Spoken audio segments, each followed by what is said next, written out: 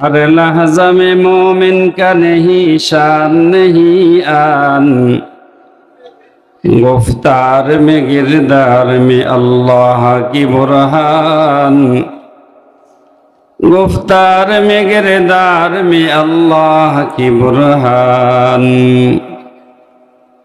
क़हारी व गफ़्फ़ारी व क़ुद्दूसी व जबरूत, क़हारी व गफ़्फ़ारी व क़ुद्दूसी व जबरूत, ये चार अनासिर हो तो बनता है मुसलमान, ये चार अनासिर हो तो बनता है मुसलमान। ये राज किसी को मालूम नहीं के मुमीन, ये राज किसी को मालूम नहीं के मुमीन, कारी नजर आती है हकीकत में है कुरान, कारी नजर आती है हकीकत में है कुरान। মাদ্রাসাতুন নেহাদা আল ইসলামিয়ার উদ্যোগে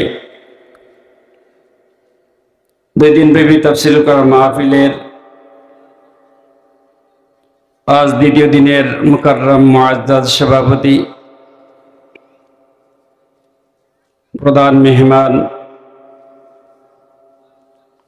জাতির বিবেক হযরতে উলামায়ে কেরাম, পিতৃ সমতুল্য মুরব্বিয়ানে আযম, সমবয়সী যুবক ভাইয়েরা, মাইকের আওয়াজ যতটুকুন পৌঁছে সম্মানিত শ্রমণরত মা বোনেরা, রব্বে করিমের দরবারে অসংখ্য অগণিত শুকরিয়া জ্ঞাপন করছি,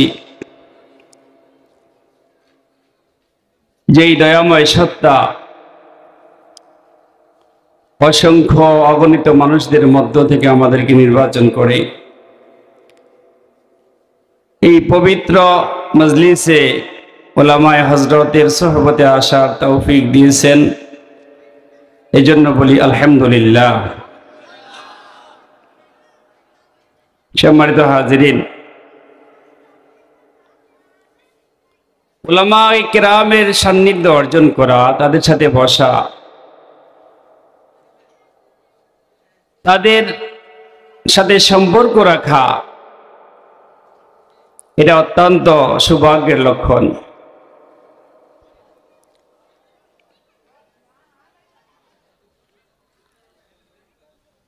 হযরতে মূসা নবী আলাইহিস সালাতু ওয়াস সালাম ফিরআউনের সাথে তার দীর্ঘদিনের দ্বন্দ্ব, আল্লাহ তাআলা যখন নবী মূসাকে নবুয়ত দান করেছেন, যেই সময়টা ছিল জাদুর প্রচলন অত্যাধিক বেশি ছিল, আল্লাহ তাআলা মুজিজা হিসাবে মূসা নবীকে একটি লাঠি দান করেছেন। সুবহানাল্লাহ।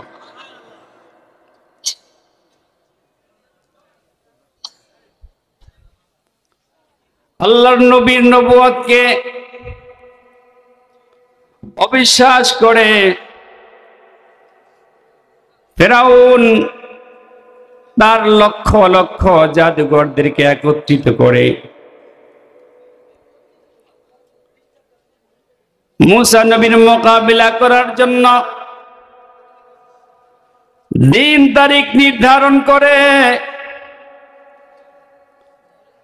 লক্ষ লক্ষ জনতা চতুর্দিকে বেষ্টন করে আছে মাঠের মধ্যে।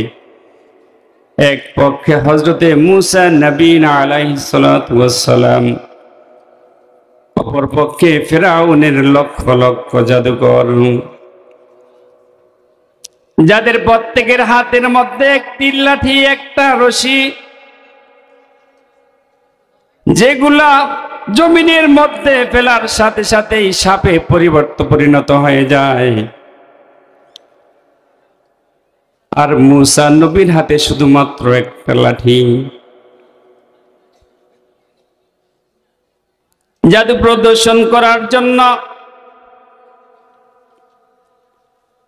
ফিরআউনের জাদুকর বাহিনী যখন মাঠে একত্রিত হলো, এক পক্ষে লক্ষ লক্ষ লোক জাদুকর, আর অপর পক্ষে শুধুমাত্র আল্লাহর পয়গম্বর হযরত মূসা আলাইহিস সালাতু ওয়াস সালাম।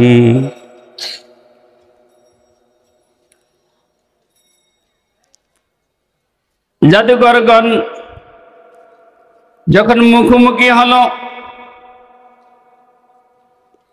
মূসা নবীকে একটু সম্মান দেখিয়েছেন। মূসা নবীকে তারা বলেছিল, কোরআনের ভিতরে আল্লাহ তাআলা বর্ণনা করেন, ইম্মা আন তুলকি ওয়া ইম্মা আন নাকুনা আউয়ালু মান আলকা। ফেরাউনের জাদুকররা মূসা নবীকে লক্ষ্য করে বলেছেন, হে মূসা, জাদু কি প্রথমে আপনি দেখাবেন নাকি আমরা আগে দেখাবো? শুধুমাত্র এতটুকুন কথা বলেছেন, জাদু কি আপনি আগে দেখাবেন নাকি আমরা আগে দেখাবো? এই যে আপনি আগে দেখাবেন, এই যে আল্লাহ তাআলার নবীকে সম্মান দেখালেন, মুফাসসিরিন কিরাম বলেন, ফেরাউনের জাদুকর শুধুমাত্র আল্লাহর পয়গম্বর মূসা নবীকে এতটুকু সম্মান দেখানোর কারণে আল্লাহ তাআলা ফেরাউনের সমস্ত জাদুকরদেরকে কালেমা পড়ে মুসলমান হওয়ার সুযোগ দিয়েছেন। চিৎকার করে বলেন সুবহানাল্লাহ। শুধুমাত্র একটি শব্দ প্রয়োগ করেছিল, আপনি কি আগে জাদু দেখাবেন না আমরা দেখাবো? এই যে আপনি বলে সম্বোধন করাটা আল্লাহ তাআলার কাছে এতটা পছন্দ হয়েছে, জাদুকররা নবীকে সম্মান করেছে, আর এর বিনিময়ে আল্লাহ তাআলা প্রত্যেকটা জাদুকরকে হেদায়েত দান করেছে। জুড়ে বলেন সুবহানাল্লাহ। এই জন্য মাদ্রাসা মসজিদের সাথে থাকা এটা অত্যন্ত সৌভাগ্যের বিষয়। মাদ্রাসার সাথে থাকা, ওলামায়ে হযরতের সান্নিধ্য অর্জন করা, এটা অত্যন্ত ভাগ্যের বিষয়। যারাই ওলামায়ে কেরামদের থেকে বিচ্ছিন্ন হয়েছে তারা পথভ্রষ্ট হয়ে গেছে। যারা আলেম ওলামা মসজিদ মাদ্রাসার বিরোধিতা করেছে তাদের পরিণতি ফল এই দুনিয়ার মধ্যে কখনো ভালো হয় নাই। বন্ধুরা আমার, আমি সূরাতুল জারিয়াতের 56 নম্বর আয়াত তেলাওয়াত করেছি। আল্লাহ রাব্বুল আলামিন বলেছেন, ওয়া খালাকতুল জিন্না ওয়াল ইনসা ইল্লা লিয়াবুদুন। আল্লাহ রাব্বুল আলামিন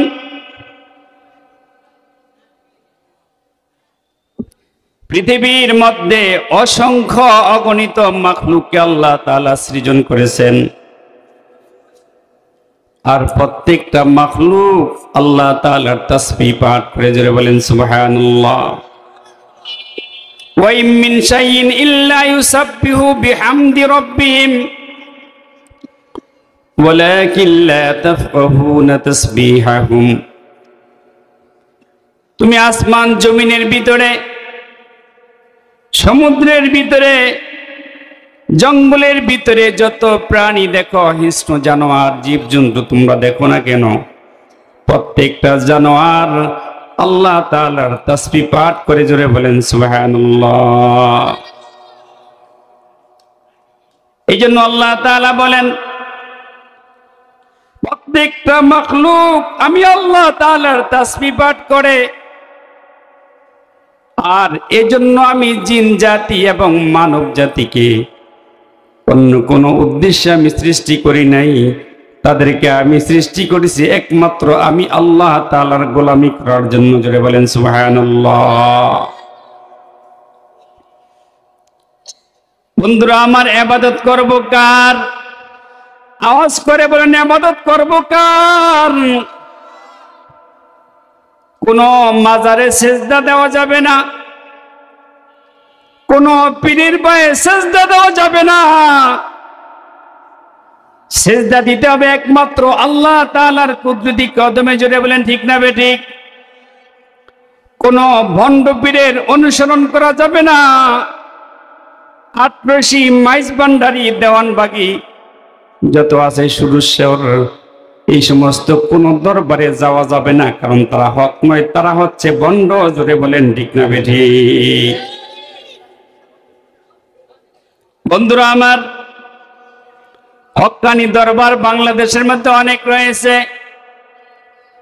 চরমনাই, শর্ষিনা, ফুরপুরা তুমি যাও, তোমাকে কেউ বাধা দিবে না।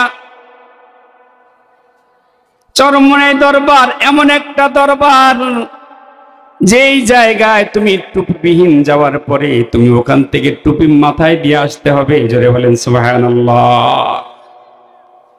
এই যে হক্কানি পীরের দরবারে যাও, কোনো আপত্তি নেই, ভণ্ডদের দরবারে যাওয়া যাবে না।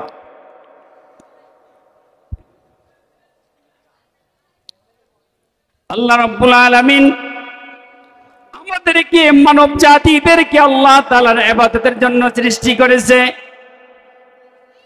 এই জন্য বুঝে থাকলে বলুন, ইবাদত করব কার? ইবাদত করব একমাত্র আল্লাহ তাআলার।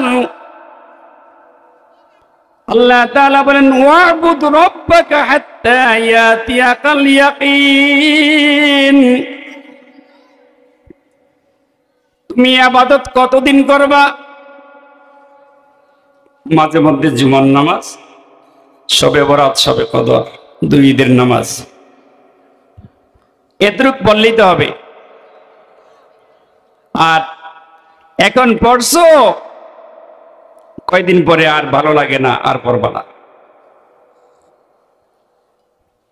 এখন পড়ছো, বাস মজা লাগছে, ভালো লাগছে, আর কিছুদিন পরে আর পড়বা না।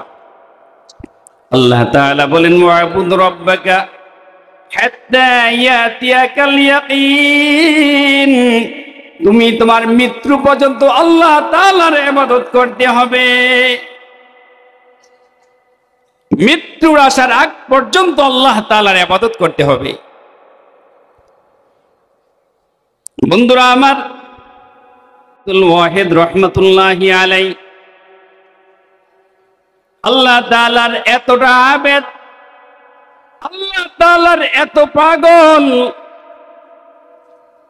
আল্লাহ তাআলাকে ইবাদত করার জন্য দুনিয়ার জীবনে তিনি বৈবাহিক সম্পর্কের মধ্যে তিনি জড়িত হননি। এজন্য করেন নাই, কারণ বিবাহ করলে দীর্ঘ সময়, অনেকটা সময় স্ত্রীর সাথে, পরিবার, আত্মীয় স্বজনের সাথে চলে যাবে। এই সময়টা আল্লাহ তাআলার ইবাদত করতে পারবে না। আল্লাহু আকবার। চিন্তাটা কি? আপনারা তো বলে ফেলবেন বিবাহ করা ফরজ, কিন্তু তিনি তো এই ফরজটা বুঝেন নাই। এটা কি মনে করবেন? তার চিন্তা চেতনা হলো এই রবকে, আসমান জমিনের মালিককে খুশি করা।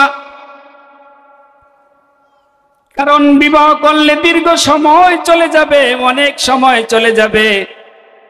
নতুন স্ত্রীকে যদি সময় না দেয়, তাহলে স্ত্রী তাকে ভালোবাসবে না। কারণ আমাদের দেশের ভিতরে নতুন বিবাহ করে 1-2 মাস পরে বিদেশ চলে যায়, আর বিদেশ থেকে আসার পরে নিজের স্ত্রীকে ঘরে খুঁজে পায় না, অথবা ঘরে পাইলেও মাঝের দীর্ঘদিনের এই সময়টা সে অপকর্ম করে, পরকিয়া করে তার জীবন যাপন করে। জোরে বলেন ঠিক না বেঠিক? খাজা আব্দুল ওয়াহিদ রহমাতুল্লাহি আলাইহি এই চিন্তা করলেন, ইবাদত আমি করতে পারবো না। এই জন্য পুরোটা সময়, পুরো জীবন তিনি আল্লাহ তাআলার ইবাদতের মধ্যে কাটিয়ে দিয়েছেন। একদিন রাত্রে তিনি ঘুমিয়েছেন, হঠাৎ ঘুমের মধ্যে দেখতেছেন ফেরেশতা আসছে। ফেরেশতা এসে বলতেছে, আব্দুল ওয়াহিদ, দুনিয়ার মধ্যে বৈবাহিক সম্পর্কে তুমি জড়াও নাই। আল্লাহ তাআলাকে পাওয়ার জন্য, আল্লাহ তাআলাকে রাজি খুশি করার জন্য বৈবাহিক সম্পর্কে তুমি জড়াও নাই। তোমার ইবাদতটা নিছক আল্লাহ তাআলার জন্য। আল্লাহ তাআলাকে তুমি এতটা রাজি করেছো, এত খুশি করেছো, আল্লাহ তাআলা তোমার ইবাদতে খুশি হয় তোমার জন্য জান্নাত নির্ধারণ করে রেখেছে। জোরে বলেন সুবহানাল্লাহ।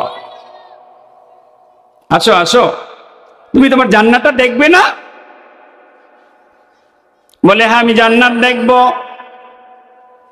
ফেরেশতা নিয়ে গেলে আব্দুল ওয়াহিদ, এই যে দেখো, এই যে জান্নাতটা চমৎকার সুন্দর, এটা তোমার জান্নাত। সুবহানাল্লাহ। দুনিয়ার ভিতরে যদি আল্লাহ তাআলার ইবাদত করা যায়, আল্লাহ তাআলা সর্বনিম্ন একজন ইমানদার, ছোট্ট একজন ইমানদারকে এই দুনিয়ার 10 দুনিয়ার সমান জান্নাত দিয়ে দিবে। জোরে বলেন সুবহানাল্লাহ। এটা বিশ্বাস হয়? এত জায়গা কোথায়? উলামায়ে হযরত মুফাসসির কিরাম যখন এই কথাটা লিখেছেন, নাস্তিক মুরতাদরা বলে হুজুরদের গাজাখুরি কথা, একজন মুমিনকে নাকি এই দুনিয়ার 10 দুনিয়ার সমান জান্নাত দিবে, এত জায়গা তারা কোথায় পাবে? নাউজুবিল্লাহ। এই দুনিয়ার 10 দুনিয়ার সমান জান্নাত দিবে, এত জায়গা কোথায় পাবে? বন্ধুরা আমার, বৈজ্ঞানিকদের সর্বশেষ একটা তারকা তারা আবিষ্কার করেছে। এই তারকার নাম হচ্ছে কোয়াসার। কি বলেন? ইতিহাস লিখেন, সর্বশেষ তাদের যেই তারকা আবিষ্কার করেছে বৈজ্ঞানিকরা, কোয়াসার নামে ওই তারকা, আলোর গতি প্রতি সেকেন্ডে 1,86,000 বর্গ মাইল। আলোর গতি প্রতি সেকেন্ডে 1,86,000 বর্গ মাইল। যদি কোনোদিন এত দ্রুতগামী বাহন যদি পৃথিবীর মধ্যে আবিষ্কার করতে বৈজ্ঞানিকরা সক্ষম হয়, আমার কথা বোঝার চেষ্টা করেন। যদি বাংলাদেশ, সারা বিশ্বের বৈজ্ঞানিকরা যদি 1,86,000 বর্গ মাইল এমন গতিতে, এত স্পিডে যদি কোনো বাহন আবিষ্কার করতে পারে, তাহলে ওই কোয়াসার নামক তারকায় পৌঁছতে তাদের সময় লাগবে 1,000 কোটি বৎসর। জুড়ে বলেন সুবহানাল্লাহ। একটু আওয়াজ করে বলেন না সুবহানাল্লাহ। ওই তারকা পর্যন্ত পৌঁছতে তাদের সময় লাগবে 1,000 কোটি বৎসর। জুড়ে বলেন সুবহানাল্লাহ। তাহলে এবার চিন্তা করে দেখেন, আল্লাহ তাআলার দুনিয়াতে কি পরিমাণ জায়গা আল্লাহ তাআলা রাখছে। আব্দুল ওয়াহিদকে দেখানো হলো, আব্দুল ওয়াহিদ, এই যে তোমার জান্নাত, এই যে তোমার জান্নাত, তুমি দেখো।